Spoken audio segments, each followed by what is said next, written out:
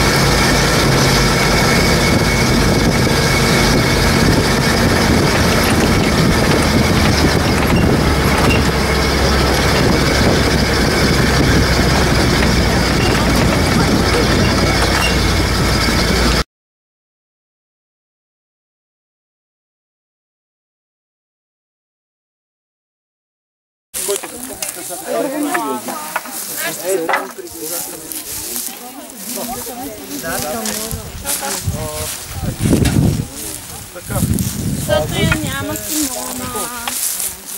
Няма с кой се базикаме. И започвам. Правим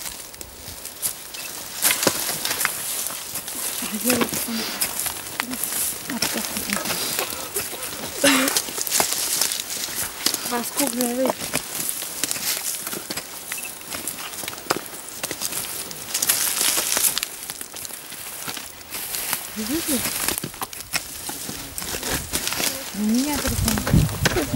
някой сантим картофи, ще му е по-лесно. Има такива нещо, които са станали. Работата преди да бягаме Направи една напред. дупка е тук. Значи по всеки ред се наредете през Така се 2-3 мъчиш. метра и Дигни го и го един пусни. който ще Дигни го така, които са ползвай му тежестта и мърдаш напред и назад. Да направиш Леко, дупката по-голяма, така, така, напред и назад. И пак забиваш. Ползваш му тежестта. Това е плитка дупка. За тази Така. дупанка. Тази е плитка дупка и ще дълбочина. Кое е плитка дупка? Дупката трябва да е около 25 см. Бе, по-били, бе. Добре, идем на едно място да се концентрираме. Така, ето. Полягайте огъва. Фиданката се слага с корена по възможност да не се огъва. Добре, Още добре. малко тази голяма фиданка да е. Извинявай.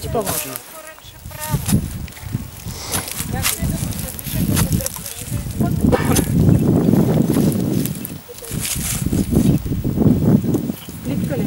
Не, идеално. След това започва бутане с клечката отстрани от земята. След като бутнете малко, оттъпва. След като е достатъчно, пак бутате земята. И още на този етап леко, ако се дръпне, се усеща дали корена е захванал или не. Пак оттъпвате.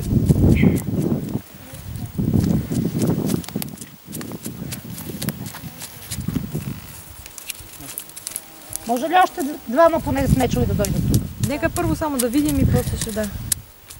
Защото не си гледам другите всички деца нататък напред. Те ще дойдат. Сега опитайте вие да извадите. Някой друг да опита. Аз... Не. Аз съм го трябва това и аз се открих кои са слабите, така че няма грам. А видяхте ли те как излязоха? Да. Добре, опитайте вие това. Да я дръпна силно ще излезе. Не, тая ще излезе още отгоре трябва да се отъпче малко. Да. Няма да излезе леко. Няма леко.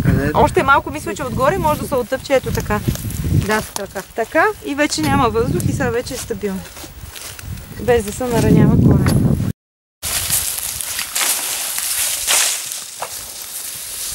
Да, трябва и там да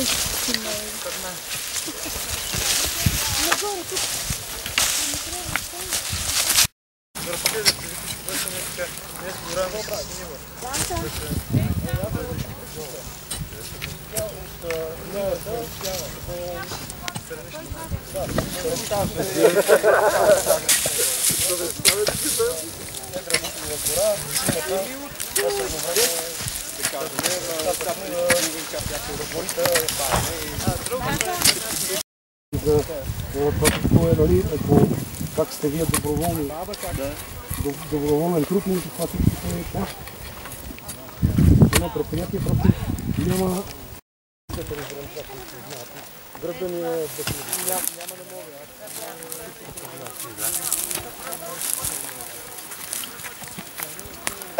Та хубава коприва на страна и иска да косва. Така да откопавам. Село Баня, Панагин, или тук в Карлов.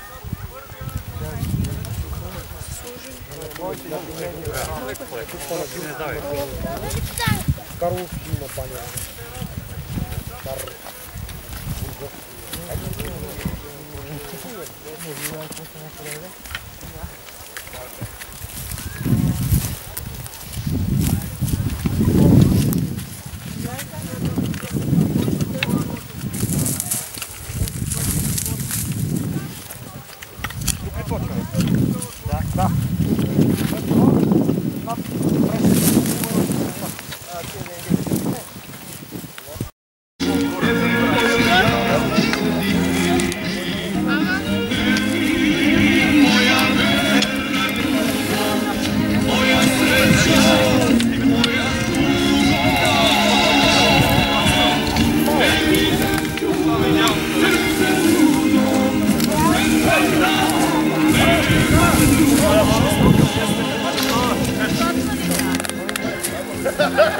Ама не бе, да не ги местим! Как ще ги пали, бе?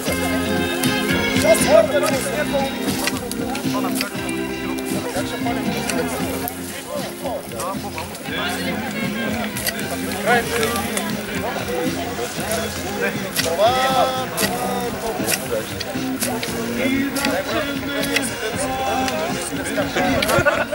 Малите бързи,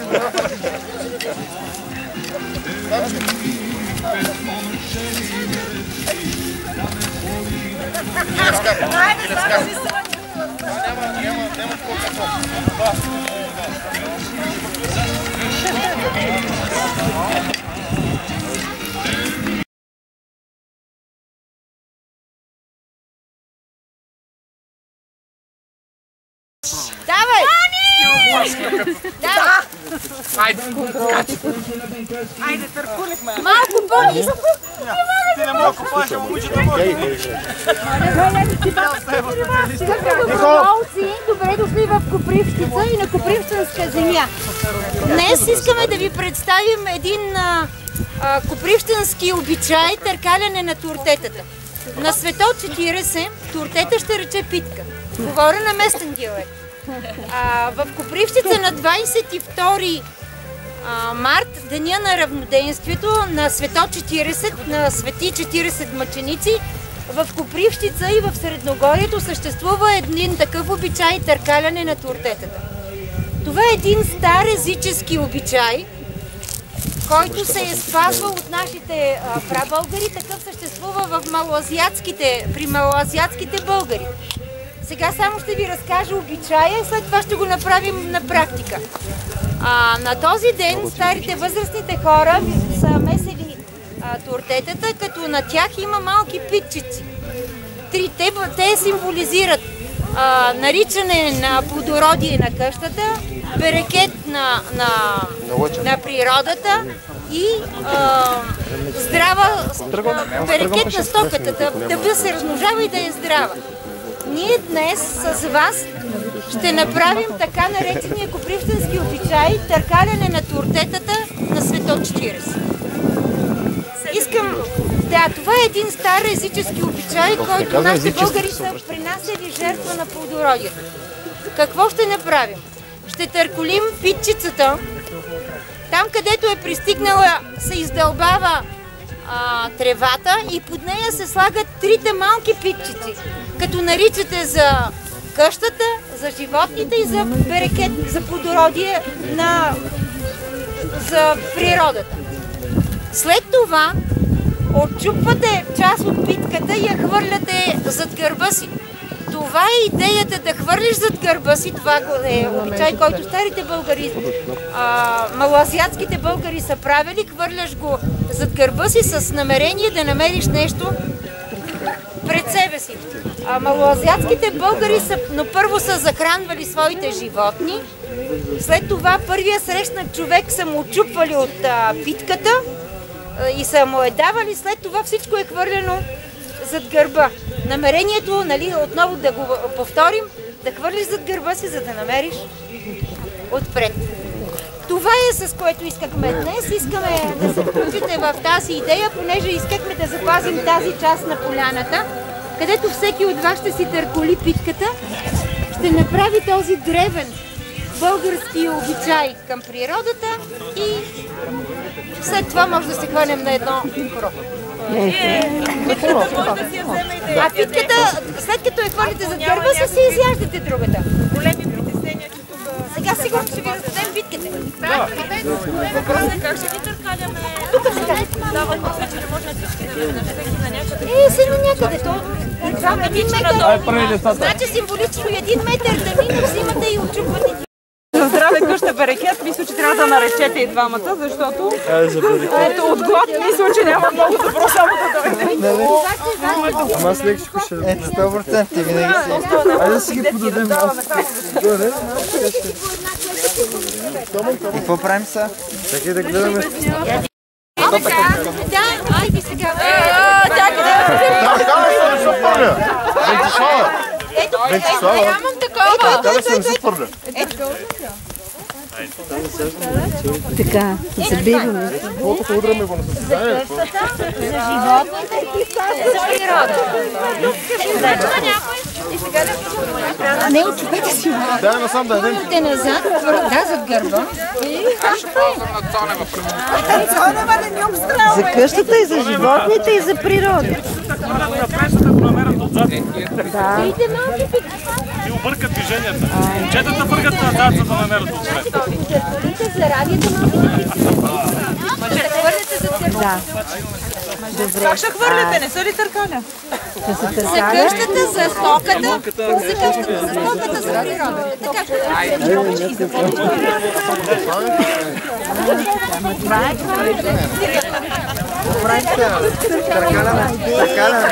Така Три пъти. Как 3 пъти, бе? 3 пъти търкаляш. Абе, 3 пъти, то няма да се търкаляш. Ако е първо.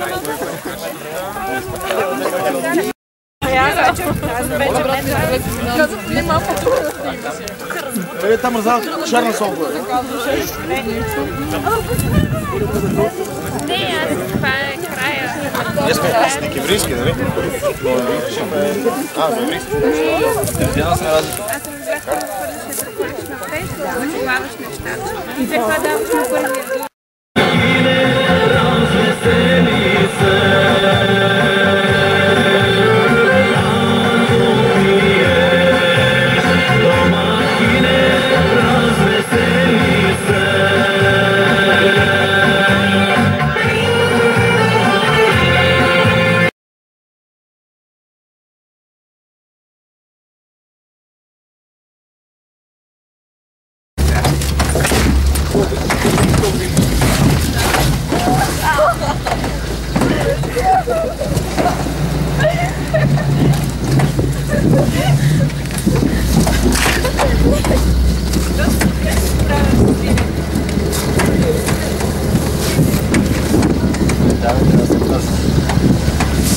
назад.